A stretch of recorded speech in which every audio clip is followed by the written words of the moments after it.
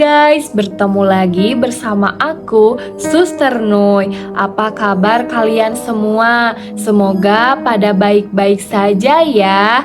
Nah, di konten kali ini aku akan menceritakan sebuah film klasik yang unik, seru, dan menegangkan yang berjudul Satanico Pandemonium. Nah, film ini dirilis pada tahun 1975, di mana aku juga belum lahir loh guys. Tonton sampai akhir ya. Yang baru nemu channel ini, like, subscribe, dan juga komen. Film ini memperkenalkan seorang biarawati yang cantik dan jelita. Dia bernama Suster Maria. Umurnya baru 18 tahun loh guys. Suster ini mengabdikan seluruh hidupnya kepada Tuhan di sebuah biara terpencil yang diapit oleh penggunungan Itilia dan lembah perawan yang didominasi oleh bunga raplesia yang indah dan harum. Aktivitas Suster Maria di waktu senggang adalah memetik dan mengumpulkan bunga untuk dijadikan parfum guys. Saat sedang asik memetik bunga, tiba-tiba muncul pria tampan tanpa busana sehelai pun. Hal itu mengakibatkan si suster ketakutan dan berlari dong. Ia terheran melihat rudal besar yang bergerak ke atas ke bawah seakan minta didekati. Dia pergi ke arah patung Bunda Maria. Dia meminta ampun karena pertama kalinya berjinah mata.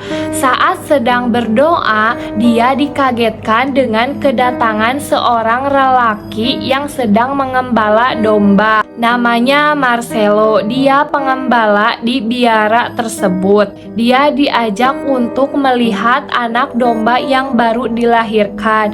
Dia senang dan menggendong anak domba tersebut. Suster cantik ini lalu memberikan minum ke anak domba tersebut. Saat melihat ke arah air, dia dikagetkan dengan bayangan lelaki yang tadi telanjang. Sontak dia pun kaget, apalagi pria itu ada di belakangnya sambil melahap buah apel. Si pria pun akan memperkenalkan diri, tapi karena si suster sudah ketakutan, dia pun pergi ke dalam biara dong. Pada hari Minggu, saat semua bernyanyi melakukan kebaktian, nah terlihat tuh dua orang biarawati berkulit hitam. Mereka sebagai biarawati junior di biara tersebut. Walaupun sudah diangkat menjadi biarawati, perlakuan rasis mereka masih terlihat.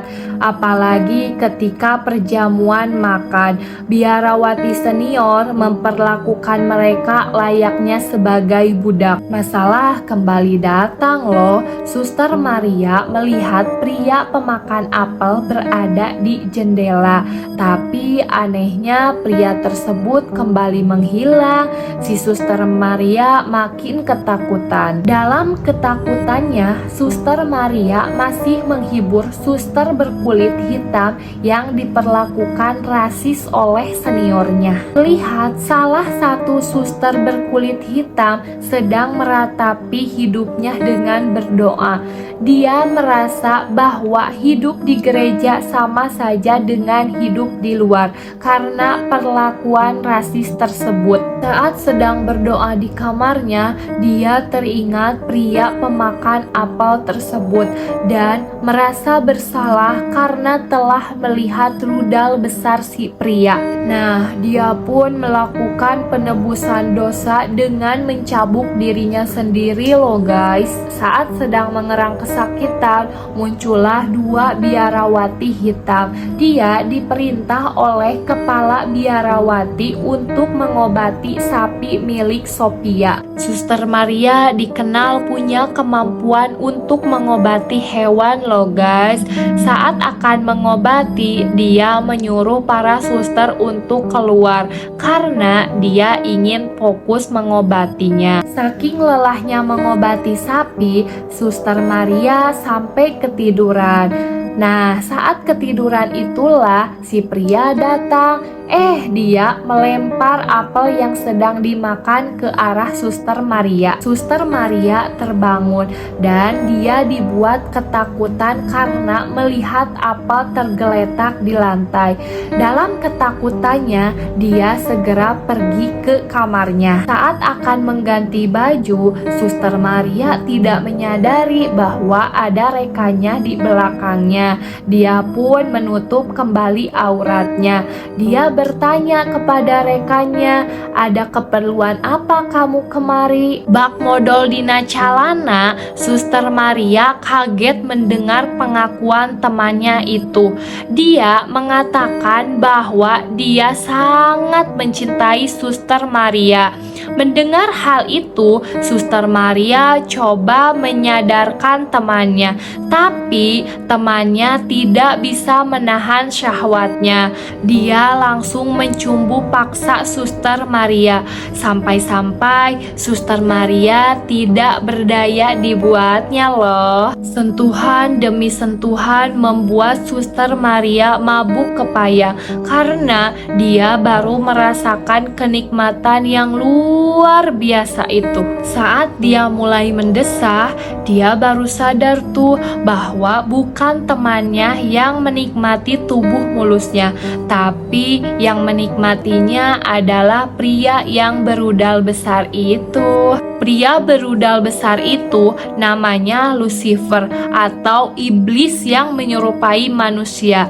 Dia ingin menyesatkan Suster Maria dan ingin menghancurkan biara. Semenjak tubuhnya disetubuhi iblis, dia terus diteror dengan kejadian-kejadian aneh.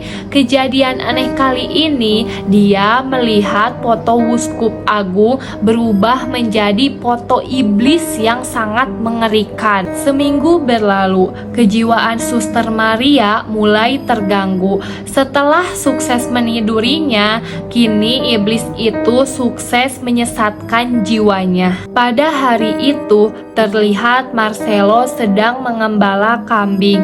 Dia duduk di pinggir sungai. Suster Maria pun menghampirinya dong. Setelah berada di dekat Marcelo, Suster Maria menggodanya dong dengan cara mengangkat jubahnya sehingga paha mulusnya terlihat dong. Suster Maria mulai mencium dan melecehkan anak tersebut dong. Marcelo yang sangat polos, dia ketakutan dan berlari. Setelah kejadian itu, dia pun pergi ke dalam biara. Ketika berjalan, dia melihat burung hantu dan buah apel. Ketika itu, dia pun menyadari dan memohon ampun. Tapi lagi-lagi iblis itu menghasutnya. Dia pergi ke rumah Marcelo. Saat mengetuk pintu, datanglah ibunya Marcelo dan mengatakan bahwa Marcelo sedang tertidur. Si suster pun mengatakan hanya ingin menengoknya saja. Tapi lagi-lagi iblis terus menggodanya sehingga si suster menghampiri Marcelo. Terlihat Marcelo tertidur tanpa mengenakan baju sehelai pun. Suster Maria pun tak tahan menahan birahinya. Saat ada kesempatan, dia mulai membuka bajunya satu persatu dan mulai menaiki Marcelo. Sadar akan perlakuan Suster Maria, dia pun kaget dan berusaha menghindarinya.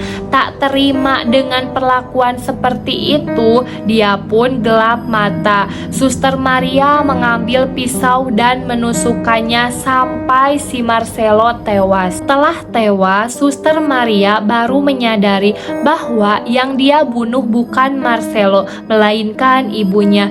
Ternyata iblis telah membutakan mata hatinya.